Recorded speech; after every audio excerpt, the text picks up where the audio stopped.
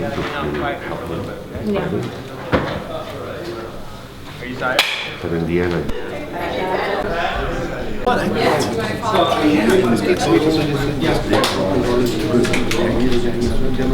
Hi everyone, if you guys would please gather your things and to the theater, we're about to start. Oh, all right. Oh, we're gonna start? Yes. Grabando. I'm gonna go. Yeah.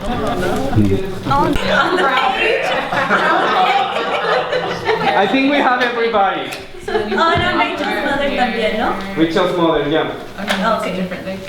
You get around. You don't Okay, you're gonna start. Yeah, this is 50. Give me your, I mean, no,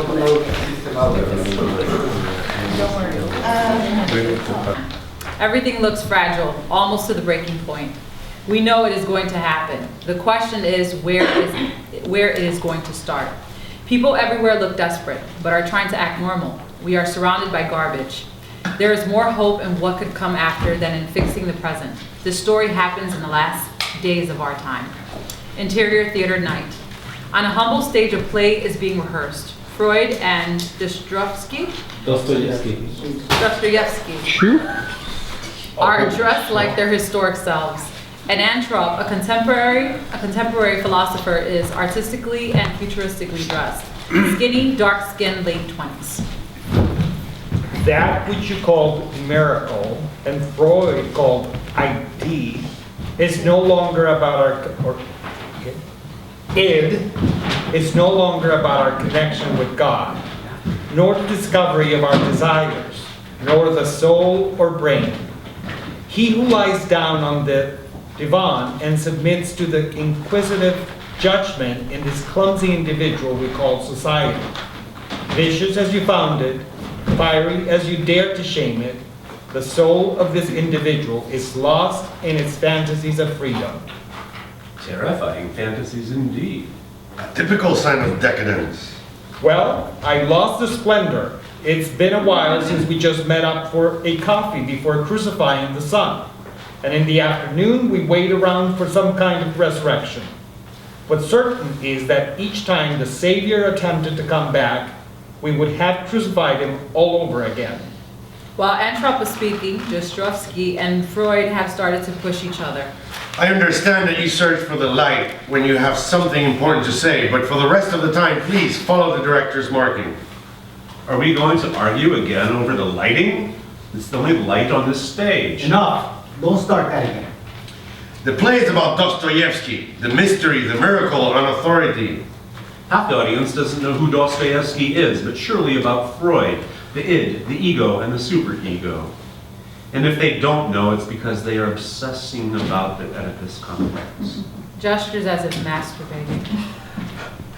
Cutting some lines of cocaine while Freud tries to resist the temptation. You want to elaborate on theories for which there lacks time, patience, and observation? You haven't come. You haven't one or the other. The play is about the appropriation of my theories, committed by this animal. But we are arguing over the who and the when of this only light on this pre-apocalyptic stage.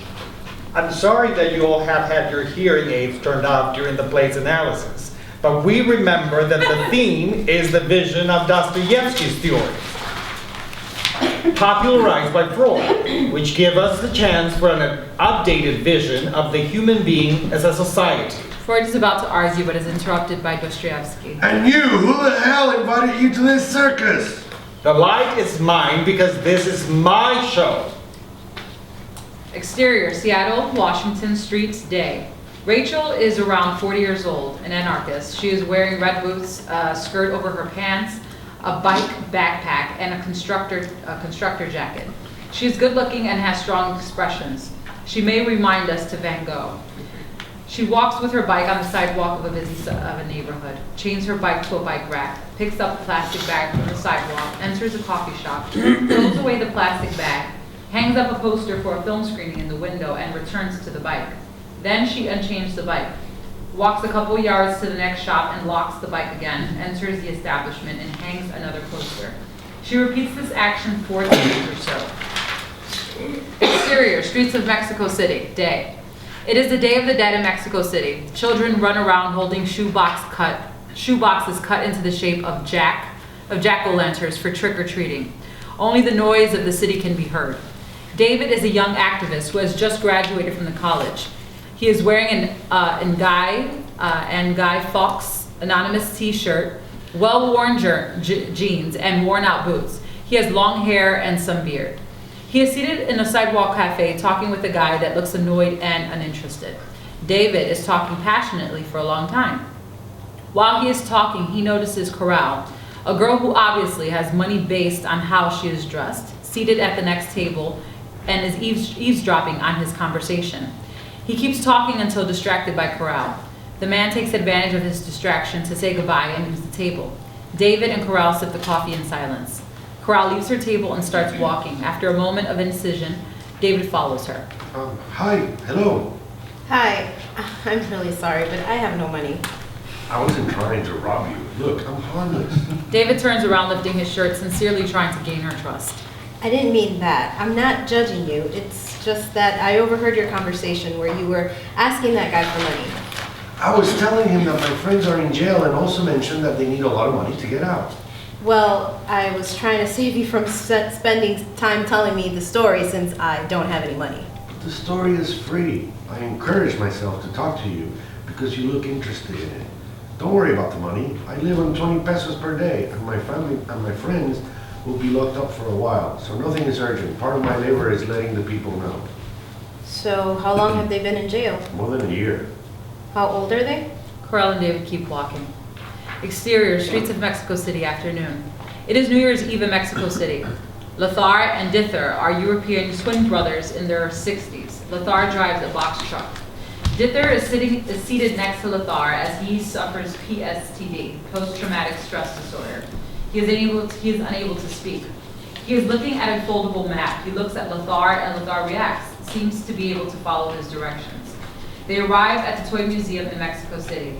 Lothar gets out of the truck, rings the bell, and then gets back in the truck. As soon as they open the gate and enter the parking lot, some youth, including Napo, David's best friend, a strong, short, dark-skinned guy in his early 20s, who also just graduated from college, they start gathering behind the truck.